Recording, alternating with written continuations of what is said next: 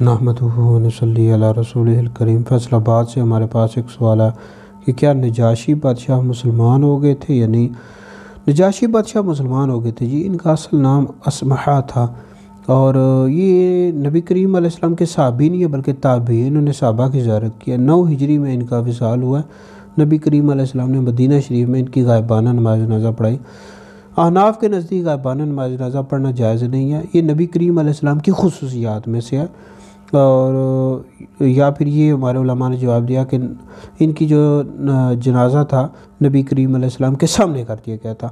تو اس حوالے سے جی مسند احمد بن حنبل میں حدیث موجود ہے، حضرت سیدنا عمران بن حسین رضی اللہ تعالیٰ عنہ سے روایت ہے کہ نبی پاک علیہ السلام نے ہمیں خبر دی کہ تمہارے بھائی نجاشی کا انتقال ہو گیا، اس پر نماز جنازہ پڑھو۔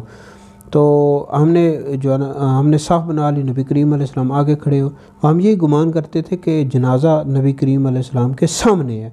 اس طرح نبی کریم علیہ السلام نے ایک اور بھی صحابی کی نماز جنازہ غائبانہ نماز جنازہ پڑھائی ہے، حضرت سیدنا معاویہ بن معاویہ لیثی رضی اللہ تعالیٰ عنہ کی، یہ مسند ابی یعلا میں حدیث موجود ہے۔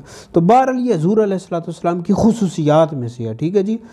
تو باقی کسی اور کے لیے غائبانہ نماز جنازہ پڑھنا جائز نہیں ہے، میت کا سامنے موجود ہونا ضروری ہے، ٹھیک ہے جی۔ تو بہرحال جو حضرت نجاشی رحمۃ اللہ علیہ تھے، یہ انہوں نے کلمہ پڑھ لیا تھا، یہ مسلمان ہو گئے تھے، یہ صحابی نہیں ہے بلکہ تابعی ہیں۔